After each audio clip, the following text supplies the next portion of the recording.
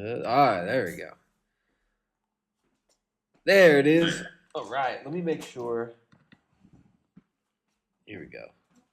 Look at this. I'm doing this so you guys can hear Jay Dyer's beautiful voice. They say he has the singing voice of an angel. I don't know if you guys have ever heard that. They do say How that. do you talk to an angel? It's like trying to catch a falling star.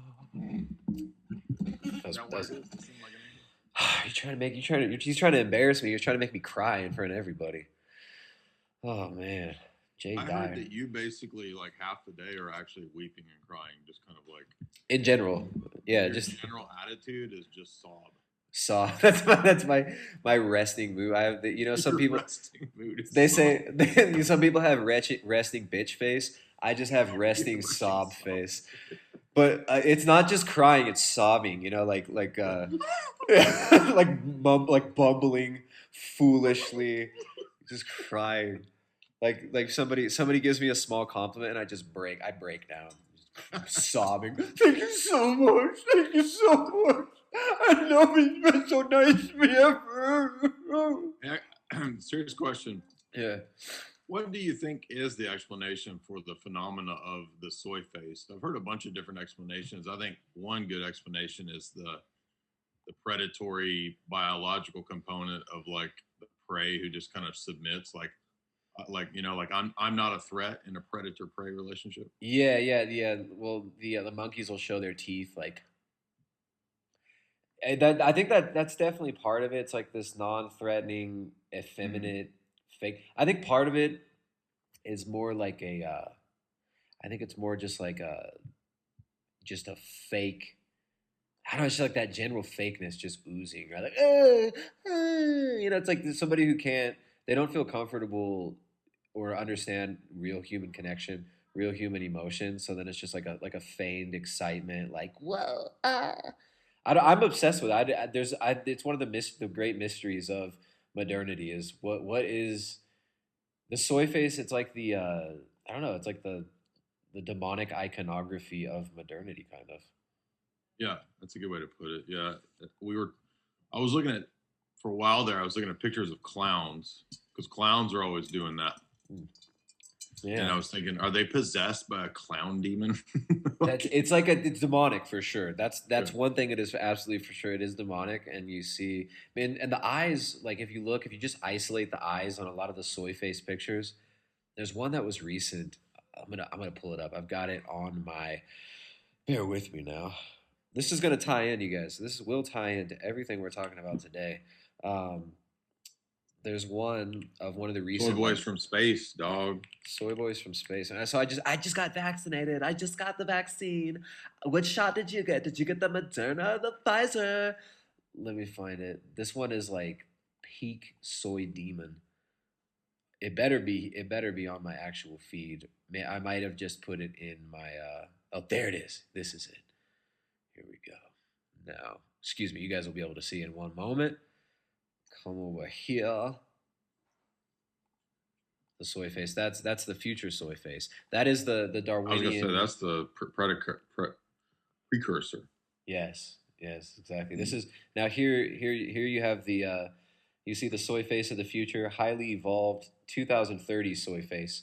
Then just wearing the Neuralink goggles and everything here. But here is prototype, the prefiguration soy face. This is my, I had to put the demon horns on them. Look at they all got their Fauci ouchie stamps. Look at this guy's eyes though. There's just it's like, oh, I'm non-threatening, but at the same time, Psycho. Yeah, like just like I want to eat you alive. I want to eat your soul, kind of eyes. Right. Like if you give me long enough in a room with your wife, she's gonna I'm just gonna creep her out in such a weird, non-threatening way. like not even like a physical creep her out, but like just try to like emotionally manipulate her into like crying, like Jay always does to me. So anyways, guys, everybody who's watching this stream thus far, you gotta know, who I'm talking to here. You got Jay Dyer. He is a Pleiadian contactee. Jay has been in contact. He's been channeling the Ascended Masters for a good few years. He was one of the first contactees in his past life, one of his past lives. He was Abraham Lincoln, of course, as well. And no, no, I got Jay Dyer, Jay's analysis, the infinite A list. And we got Tristan with them Weeper Peepers. Tristan with the Weeper Peepers. They call me the Weeper Creeper. The locals. He's a creeper with Weeper Peepers. That's right. The locals, that's what they call me, the Weeper Creeper. El Weeper Creeper. That's what they call me here. El Weeper Creeper. So yeah, guys, we Jay, I love talking to Jay. There's certain topics that if Jay's gonna hit on it, if he's gonna touch on it in my on one of his streams, I'm definitely gonna watch it. Like Jay, he touches on so many different areas of geopolitics, espionage, pop culture, and there's fantastic commentary and all this. So make sure to check out jaysanalysis.com, become a member, do all those things. But dude, you've been doing a really good job lately. I didn't even realize that you have been doing this lately because I mean I've been kind of tuned out from a lot of internet stuff, and I've been so just knees deep in this COVID vaccine rollout, mRNA gene therapy, kind of doing some deep dives on that. That I kind of have been just watching this alien abduction, or not abduction anymore, but or not at this time yet. The new alien UFO psyop, kind of from a distance. But you put out a great video. You sent it to me the other day. I just listened to your video with the Collins brothers on UFO phenomenon, psyops and stuff. And yeah, man, that was just one of the better ones that you've done recently. So I got to thank you for that, and recommend that everybody go over and check out YouTube. We did Alien January, where Jamie and I basically just went through all the alien movies that we could think of that are relevant to the fact that the World Economic Forum had said, some years ago that in the coming years, get ready for the discovery of alien life. So we knew they're going to be pumping up this alien psyop stuff. I've been saying it was a psyop for a long time. In fact, I did a critique of the Bob Lazar, Joe Rogan thing about 2 or 3 years ago. Did a whole video on that. I did a video many years ago with the Collins brothers on the UFO phenomenon as a psyop. Actually did 2 of those about 6 or 7 years ago. So we've been kind of on top of this for a long time. It's 2 significant chapters in both of my books. I put the alien psyop in there as a big deal, just because when we think of movies, right? I mean, Aliens is one of the top categories of Hollywood, of the last 50 years. Yeah. So it's a field I know fairly well. The Collins brothers are probably experts in this domain. So yeah, we had a great talk, and we got pretty deep into all the intelligence, kind of black ops angles of this stuff, as well as the large scale social engineering. If you want their book, it's called Invoking the Beyond, and basically chapter 7. It's about 100 pages just on this, the psyop angle. Nice. Yeah, I love their work, and especially I remember the article, "The Cult of the Super Weapon." Yeah. Fantastic article. They've done a lot of really good work. I've been enjoying their articles for a few years, and I didn't realize they had a new book. So yeah, I'm gonna have to give me a copy of that. It's a thick one, man. I pay by the pound to ship them out, but that's one that seems worth it. So yeah, man, let's get into it. I mean, this is something that I've been actually studying this since I was a little kid. Like, this is one of the first things that got me interested in. This led me to being interested in things like the occult, geopolitics, conspiracies in general. As a child, researching. I mean, I shouldn't have read this book, but I read Whitley Strieber's book Communion when I was 10 years old, and it first of all freaked me out.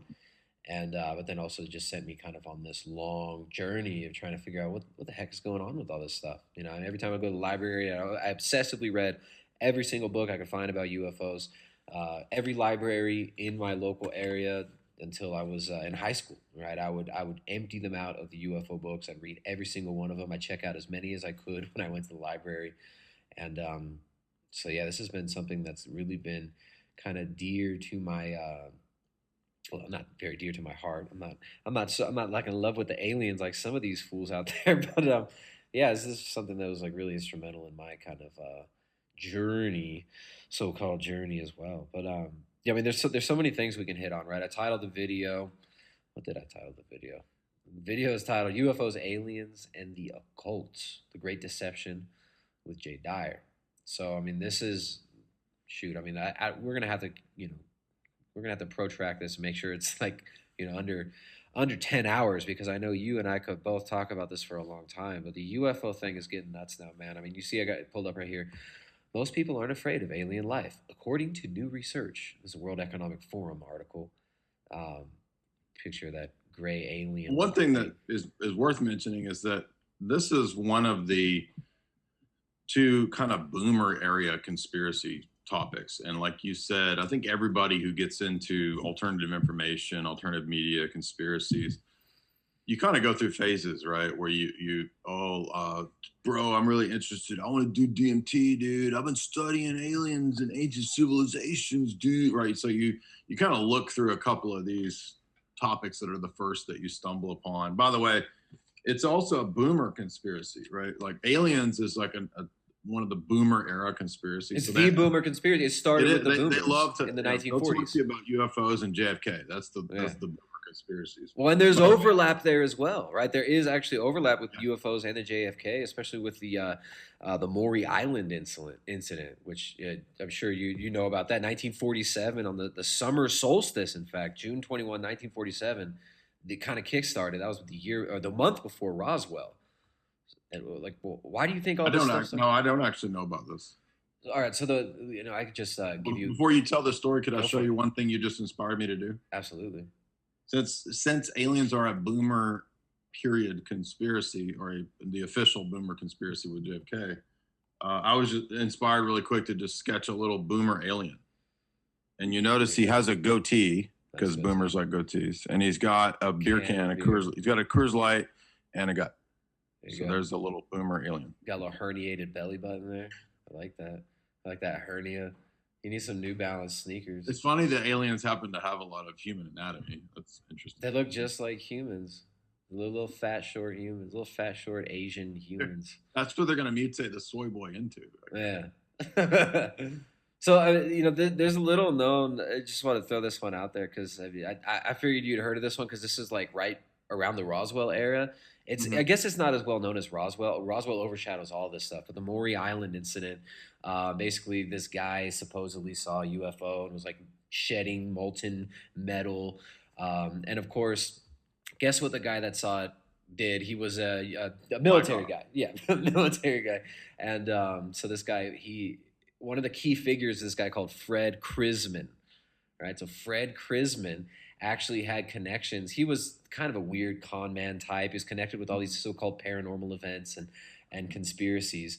But he was a fighter pilot, right? Of course, he's in the military. And he was actually subpoenaed by the New Orleans grand jury during the prosecution by, what's his name? Garrison, by Jim Garrison, because this guy was connected with Clay Shaw. Oh, wow. Yeah. So yeah, anyways, he was the guy. He was the military contact that started reporting on this to the media and stuff like that. And Krisman was kind of a notorious, seeming like kind of a con man type guy, almost like a Richard Doty type character. Right? Yeah. Awesome. But there's all these weird connections with the military intelligence. Like why are the black helicopters always showing up? Why are the Men in Black? He was again, Men in Black. They came and supposedly talked to them and told them, "Hey, you don't need to be talking about this." It was kind of the origin of the Men in Black story, the Krisman. Gotcha.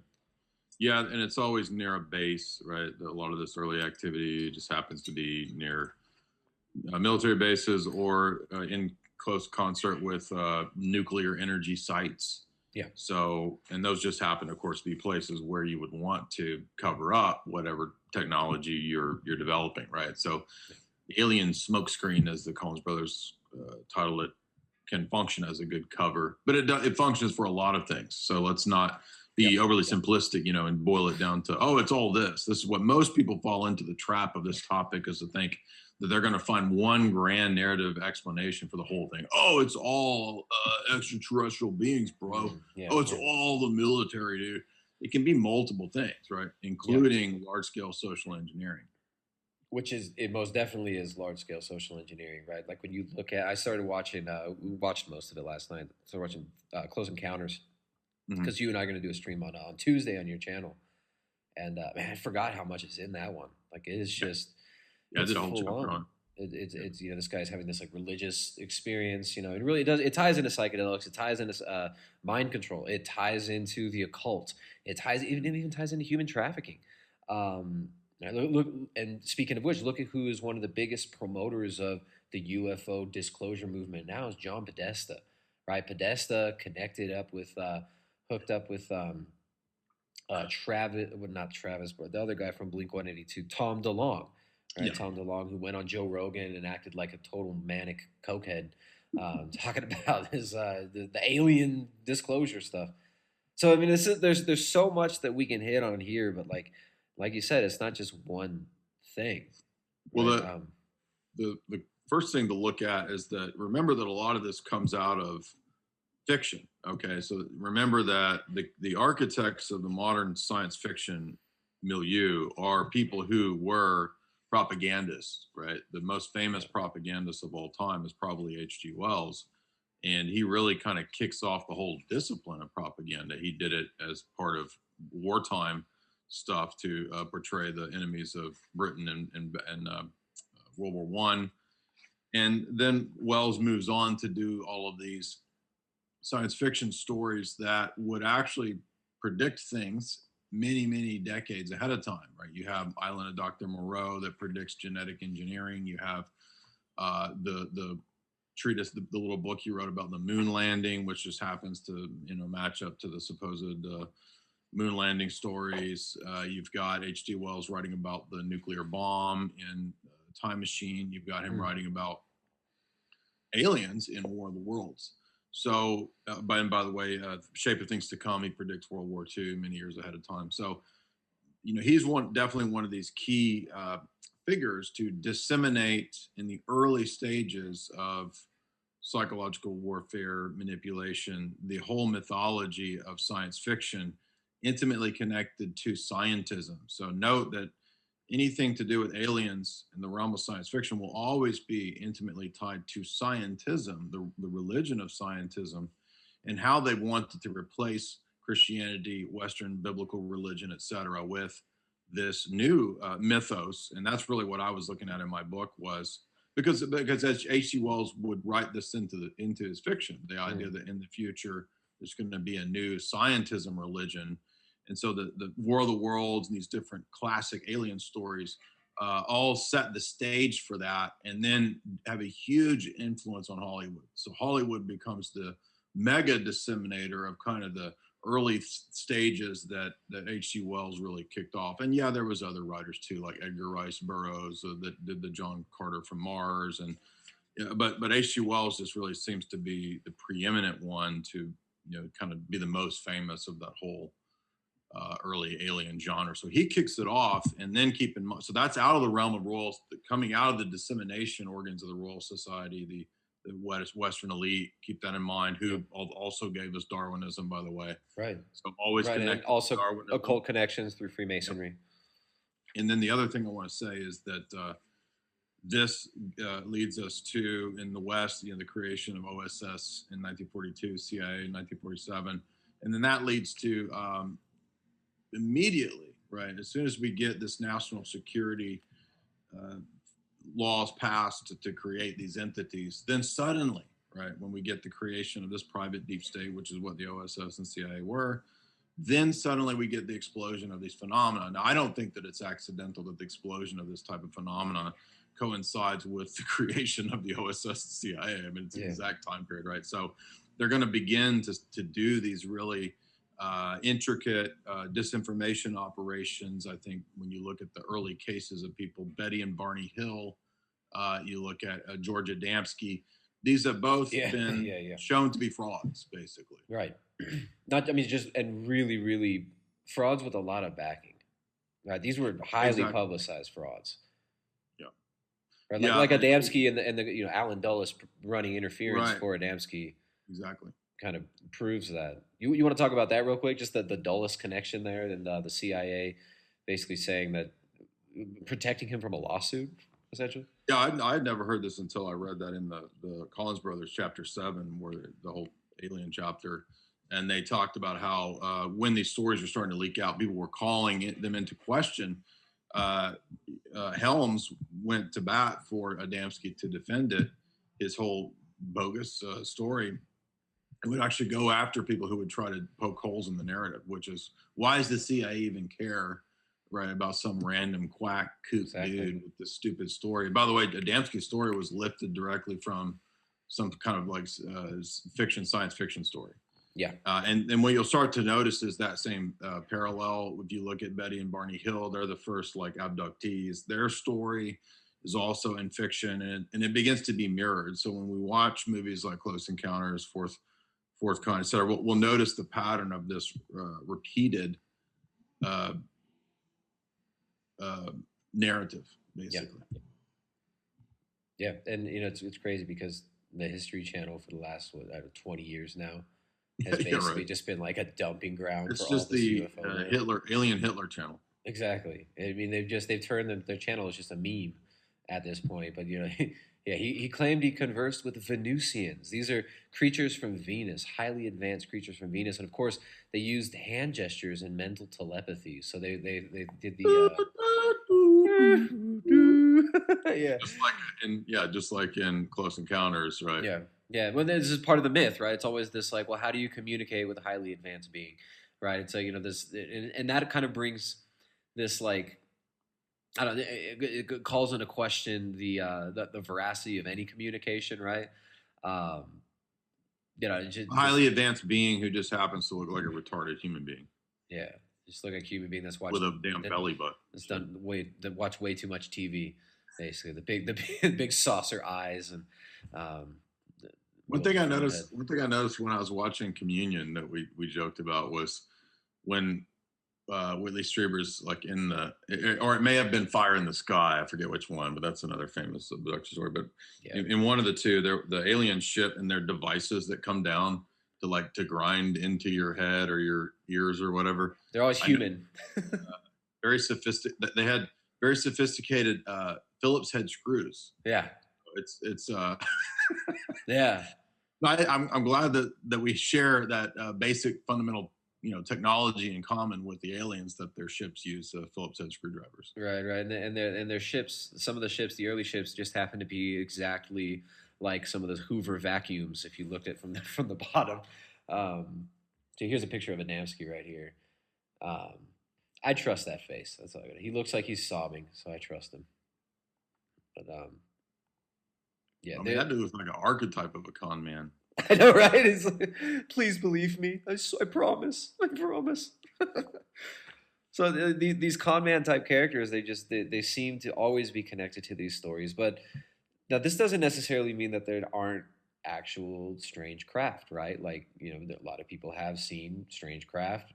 What we're seeing now is all these videos being released supposedly from the military of the strange craft. You had the Foo Fighter stuff going on during World War II, right? And the Nazi Bell program, the Nazi Bell research. I mean, this is, yes, it seems weird and goofy because it's on the History Channel, but the Nazis were actually working on advanced aircraft shaped like saucers. And wow, I mean, what an amazing surprise that the aliens are just like 10 years ahead of us, it seems like, at any given moment, right? And there's a lot of people who talk about black projects and say that, the military is at least 50 years ahead of the civilian realm as far as technology goes and what they have access to. But the aliens are only 10 years ahead. They're 40 years behind the military. Yeah, and they run out of gas, too. They fly all the way from Pleiades. They get here, and then they run out of gas, and then they crash in the desert. Yeah. They really like cow asses and butts for some reason. Yeah, they gotta, and their surgical techniques are all just very close to what humans do. Humans are capable of.